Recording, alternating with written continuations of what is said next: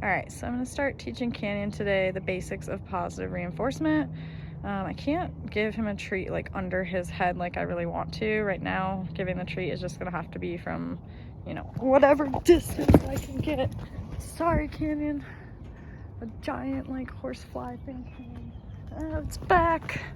It's gonna kill us all. Okay, anyway. Yeah. Sorry. He's like, what in the world? So I'm gonna have to give him the treat from farther away because obviously he does not want me super close to him, which is fine. But here are the basics of positive reinforcement. And I'm gonna do it from a background of negative reinforcement. So I'm gonna kind of mix in both a little.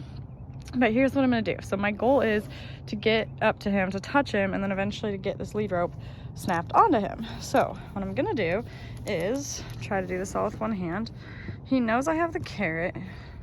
I'm gonna come up with the lead rope only, and I'm just gonna see where his threshold is. So right now it's about 3 feet away. That's his threshold.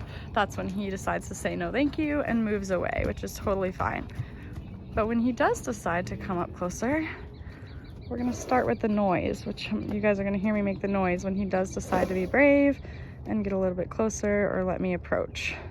So I'm just going really slow. There we go.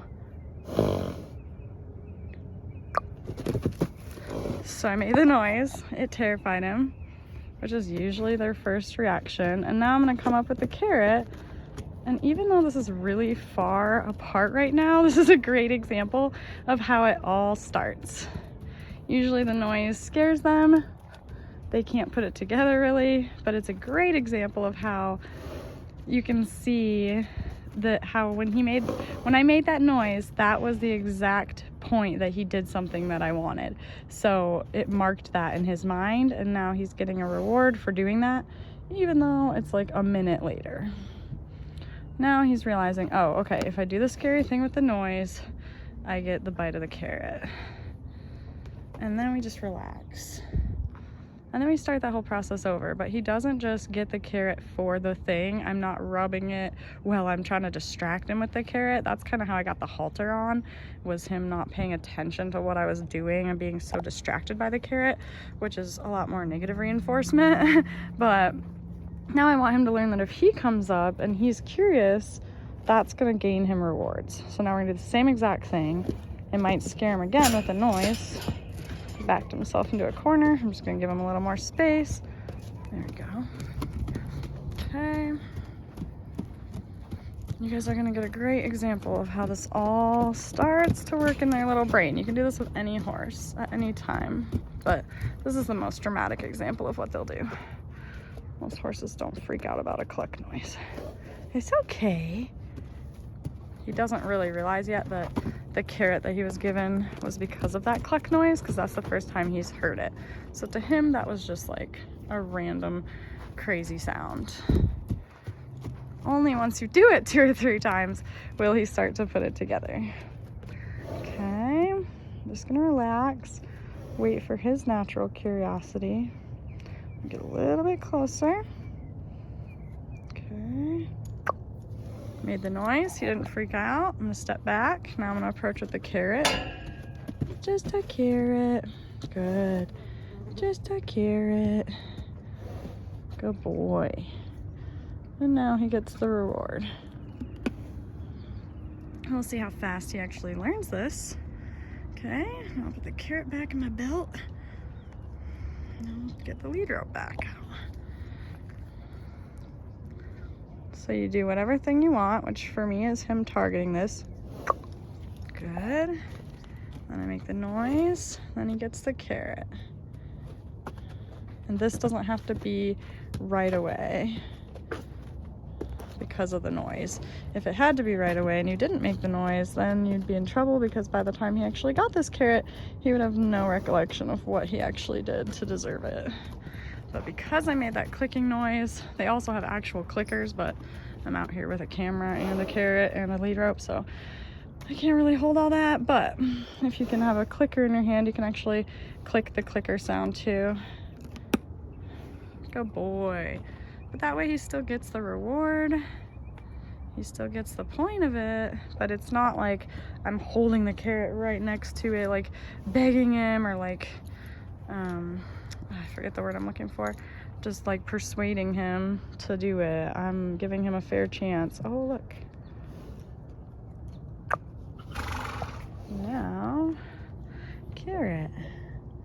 Yes, he's already started to put it together. I like how he takes small bites, then I can do more.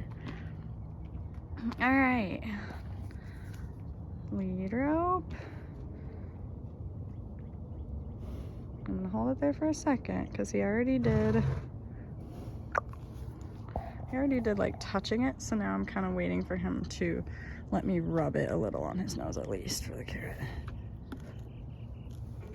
So you can see what I'm doing. Action that you would want, ideally, or you have to break it up into baby steps if he's just not getting one thing. So originally it was tapping, now it's rubbing on the nose for a few seconds. Then noise and carrot. As fast as you can, but I just can't maneuver all these parts and pieces so fast. Good boy. I wonder how long he'll take this carrot. It's getting pretty short. All right, but this is the basic steps. And then eventually I'll be able to make the jingling noise. I'll be able to clip it on and lead him around. All with the noise and the treat. Noise and the treat. You gotta make the noise. You gotta have a marker. And then usually if your horse is biting your hand off or doing something else, you have to gently give it to him right under their head. But he's fine with treats, so I'm just doing what I can with giving it to him because he's very scared of being close to me getting the treat. All right, so one more time I'll show you guys. Lead rope, I'd like to be able to clip on eventually. Good boy. Now if he backs off a little but doesn't run away, I'm gonna stick with it. Good. And there's a giant truck going by, so that's just scary. And then carrot. Oh, he took the whole thing, but that's okay. Good boy. That was the end anyway. But I bet I'm gonna put my phone down so I can do this without another phone hand holding. But I bet in another 2 or 3 times he'll let me clip it on. And then we can start our leading. And now he's starting to get the point of the click noise, and you guys got to see how he reacted to that, so that was really cool. That's the very beginning with the positive reinforcement. That was basically targeting an object, getting the click and the treat enough to where he starts to really understand it. So proud of you. We can do the same thing with fly spray. I can come in here and spray 10 feet away from him, squirt, squirt, squirt, and then relax, click, well, spray, spray, spray, click, relax, and then give him a carrot. Spray, spray, spray, click, relax, give him a carrot, and get closer and closer until he can feel the spray. We're gonna be doing that in the next day or two because these flies are driving him crazy. But first we gotta get the breakaway halter on because this one isn't as safe as the breakaway. And we gotta get the fly mask on because his eyes are going crazy. All right, I hope that was helpful. Let me know if you have any questions about positive reinforcement or starting it with your horse. I can't wait to see your progress. Message me. Can't wait.